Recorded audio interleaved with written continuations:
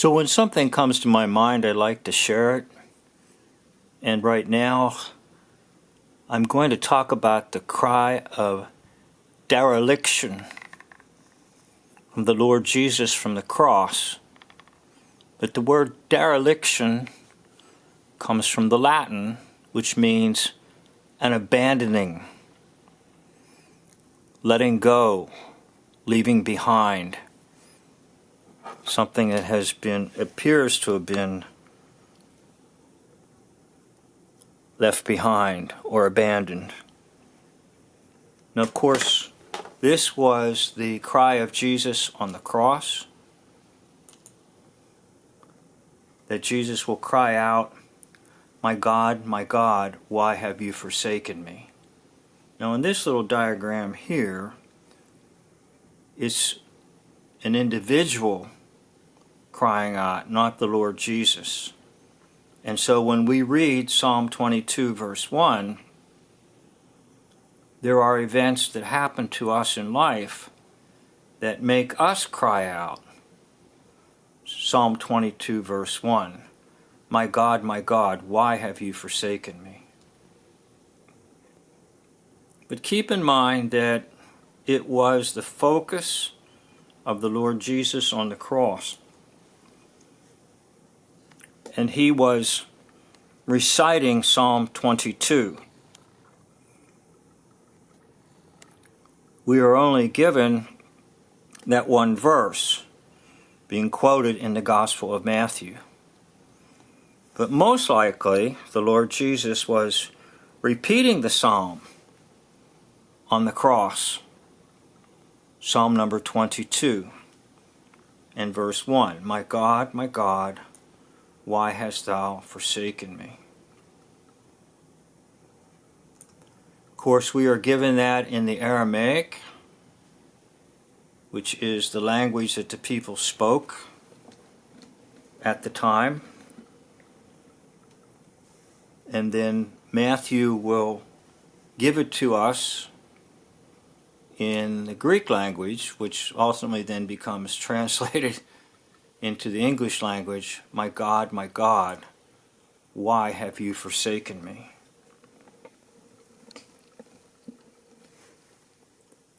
Now I want to talk to you about ministering in the midst of tragedy.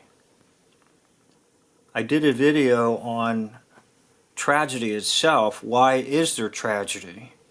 So you can look that up. And I explored 4 possibilities as to why tragedy happens. And I'm making this video in October 15th, 2024. And it comes to you shortly after Hurricane Helene hit the United States at the end of September of 2024. And then almost a couple weeks later, in October 2024, along comes Hurricane Milton, causing destruction and tragedy across our land.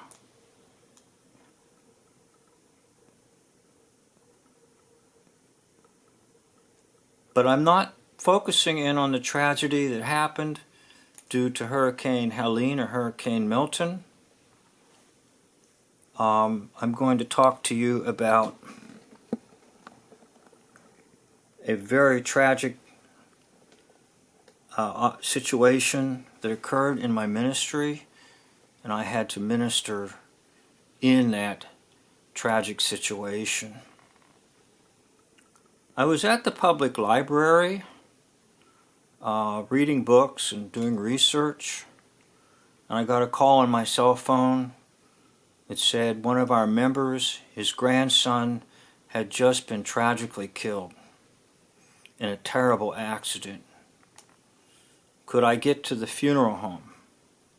Now, fortunately, at the time, the funeral home was located just almost across the street from the library.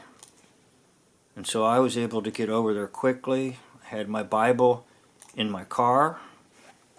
So I had a Bible and I was at the funeral home. I didn't know what to expect. And shortly after my arrival, the mother came of the young man that was killed. Now, the young man was probably, I'm going to guess, 25 years of age, and guessing the mother being about 50 years of age. She was weeping beyond anything I had ever seen in my life, and was unable to literally walk, so she was literally carried in to the funeral home and taken back to where her son was to identify his body. It was unlike anything I had ever seen. Now, what had happened was the young man was going to cut some grass with one of those zero turns. And he cut a section of grass that was in like an elevated platform right near the entrance to the house. And it was elevated because they had built a wall there, a brick wall. So it would have been a little rectangle, and hardly worth trying to run off with a tractor or a zero turn. In other words, the best thing to have done would have been to use a push mower. Now, because it was so close, the young man must have come to the edge of the wall. And when he came to the edge of the wall with the zero turn, it flipped over. And it fell almost literally at the front door of the home. Now, immediately the mother is out, but she just happens, I hate using the word just happens, but just happens to pull in about a minute or so after her son toppled over, a couple minutes after he toppled over with the zero turn. He was trapped underneath and still alive, and she was unable to pull him out or pull the zero turn off of him. Of course, she called for help, and by the time help arrived, the boy, the young man, maybe age 25, died in her presence. Now, this almost sounds like something I'm just manufacturing to maybe get people to watch my videos, but that is incorrect. It literally happened. And this is before the time they put those roll bars on the zero turns. I think it's mandatory now, I'm not sure, but zero turns are quite dangerous in and of themselves, but they really need a roll bar on them. Now, if there would have been a roll bar, this young man would probably still be alive. So this mother is weeping beyond anything I had ever seen in my life. And I am to later not only minister to the mother and father and the grandfather and grandmother, but I'm to do the service for the young man. And I really don't remember all the content of my message, but the one thing I do remember was I had to go to the place of the greatest tragedy in all of history. The cross of Jesus Christ, where Jesus himself cries out, my God, why have you forsaken me?" There's a cry of pain, a cry of not understanding things, a cry of great sorrow.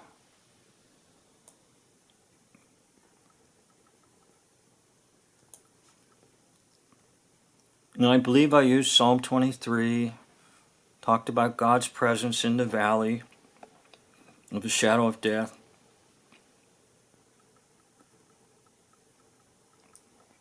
And probably John 14, promises of eternal life. But in all honesty, what can you really say in the midst of such a horrific tragedy of a mother and father losing their son at age 25 because of an unfortunate accident?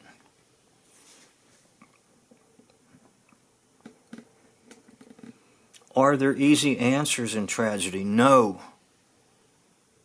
Are tragedies painful? Yes. Has God really abandoned people in tragedies? No. Now, in a sense, when Jesus died on the cross, there was an abandonment because he bore the weights of the sins of the world. And God cannot abide in the presence of sin. So in a way, the cross is a completely different story on Psalm 22 verse 1. But for us, Psalm 22 verse 1 is not God abandoning us no matter what the tragedy is.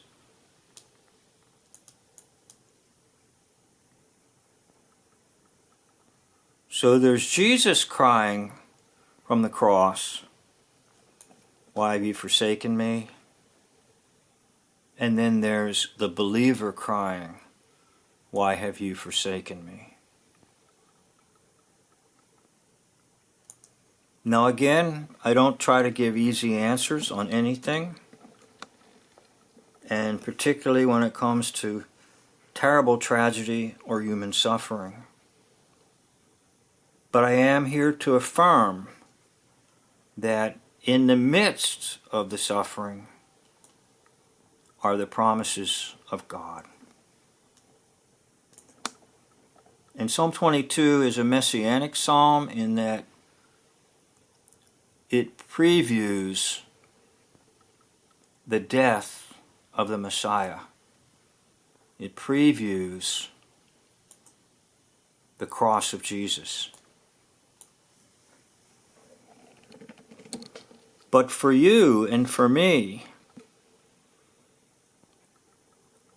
it's a cry that is not really true, but it seems to be true, or it feels to be true. Now trust me, I've been with many people in times of great tragedy. And is it appropriate to mention Psalm 22? Yes. Is it appropriate to read Psalm 22 verse 1? Yes. Because indeed, there are times that you will feel forsaken. But you have to remember the other promises where Jesus said, "Lo, I am with you always, even to the close of this age. Will never leave you nor depart from you."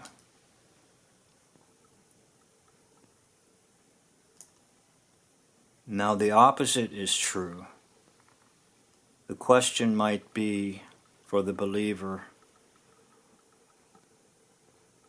why have you forsaken God? God doesn't forsake us in this life. We trust in Him. Now there's a sense in which sometimes maybe God has to back off and back away because people are being stubborn or people are falling into sin. But He doesn't really forsake the believer who trusts in Him. He stays with him till the end. To the end of this life, for you in the body, or to the end of this age, He will stay with you Lo, I am with you always, even to the close of this age. So there might be a lot of folks right now, and in particular in the areas where these hurricanes struck, that feel Psalm 22 verse 1, my God, why have you forsaken me? There are many people that maybe see this great tragedy that has come upon them, and they can identify with Jesus on the cross when he cries out, my God, why have you forsaken me? But I'm here to reassure you that even though that's how you feel, it is not true. Because God has promised to be with you. And when Christ comes to dwell in your life, he comes to stay. When the Holy Spirit comes to stay. When the Word of God comes into your life, it comes to abide in your life. So these are feelings that we get. And you cannot trust your feelings, but you can trust your faith. Have faith to know that God is still there in your life. Even if you have experienced a terrible tragedy, great stress, God is still with you. Heavenly Father, whoever hears this message, even though they feel forsaken, even though they have a sense that maybe something isn't right, reassure them that these feelings are false and that the faith that they have is true, and that you are still there in the midst of their pain, in the midst of their loss, in the midst of their suffering, in the midst of their tragedy. Thou art still there. Reassure them and send them the Comforter to abide with them, to see them through, and to lead them in the way everlasting. And let the peace of Christ come upon anyone receiving this message. In his name I pray, our Lord and Savior, Jesus Christ. Amen. Thank you for watching this. This concludes the video.